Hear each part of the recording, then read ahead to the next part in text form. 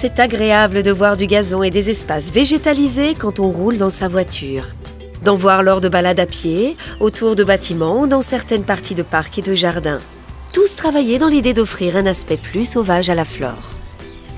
En ce qui concerne la réglementation sur les produits phytosanitaires, c'est clair.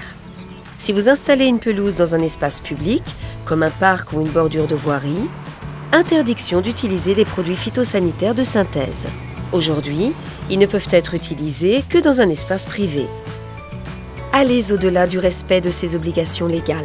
Adoptez une démarche globale pour supprimer au maximum ces produits. Il est possible de minimiser l'entretien de ces pelouses tout en les conservant de belle manière. Faites les bons choix dès le départ. Vous pourrez vous en passer plus facilement. Pour végétaliser ces surfaces importantes qui n'ont pas vocation à être accessibles au public, le semis d'espèces à gazon est une étape indispensable. Il est probable que ces espèces de gazon vont cohabiter avec d'autres types de végétaux. C'est pour cela qu'il est utile de s'interroger très tôt sur leur implantation et leur entretien. Ces gazons occupent parfois des surfaces considérables. Ils doivent être adaptés à une gestion favorisant la biodiversité, être pérennes et demander un minimum d'entretien. Si ces 3 critères sont établis, vous ferez des économies sur le long terme. Alors investissez dès le départ dans des graminées à gazon de qualité pour atteindre ces objectifs. L'idée est d'avoir un minimum d'entretien de ces espaces gazonnés. Les espèces de graminées à pousses lentes sont les mieux adaptées. Préférons la fétucovine qui possède une bonne tolérance à la sécheresse ou la fétuque rouge demi-traçante qui tolère assez bien l'ombre. Ce choix d'espèces qui s'installe lentement peut être aménagé si l'on veut une couverture du sol optimale et rapide. Nous conseillons alors de les semer en mélange avec du raisin anglais ou de la fétuque élevée sur des terrains plus secs. Quels que soient vos choix, les variétés les plus récentes sont là pour remplir au mieux vos objectifs. Elles sont naturellement plus résistantes à la sécheresse ou aux maladies. On est là pour réaliser un gazon sur un rond-point à 3 axes, en sachant qu'il y a 2 types de gazons différents pour que ça soit plus joli esthétiquement. Un premier sur un gazon typique gazon vert et un autre gazon fleuri.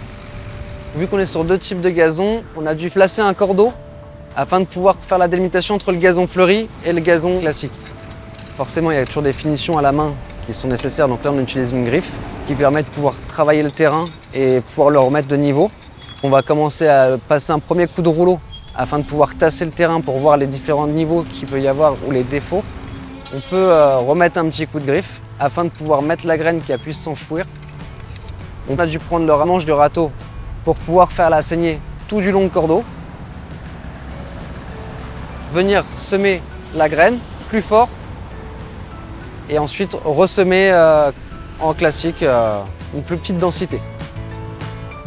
Pour la zone centrale du rond-point, le mélange de semences choisies doit être semé sans grande densité. Pour une meilleure implantation, mélangez la semence avec du sable. Ainsi, quand vous semez, la répartition de la semence se fait de manière plus homogène.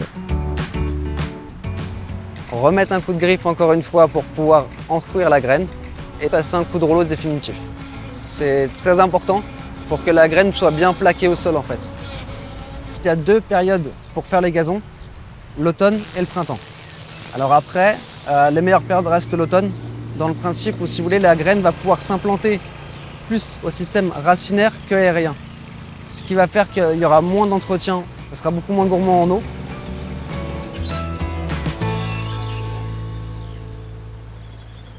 L'entretien de ces immenses surfaces végétalisées est des plus simples. Laissez pousser les graminées à gazon jusqu'à leur hauteur maximale et ne fauchez qu'1 à 2 fois par an, voire pas du tout. Ici, pas d'arrosage, ou très peu selon les lieux. La nature joue son rôle par ses pluies. Le gazon va probablement jaunir au cœur de l'été. En jaunissant, la plante se défend naturellement contre le manque d'eau. Avec des espèces adaptées et des variétés récentes, la pelouse redeviendra vite verte dès les premières précipitations d'automne. Les utilisateurs des parcs, des jardins ou des espaces publics en général vont parfois se plaindre de ces jaunissements qu'ils vont considérer comme être un manque d'entretien. Privilégiez la pédagogie. Communiquez sur votre démarche de gestion globale et différenciée des espaces mis en œuvre. Quand le public comprendra le sens de votre travail, il plébiscitera vos choix.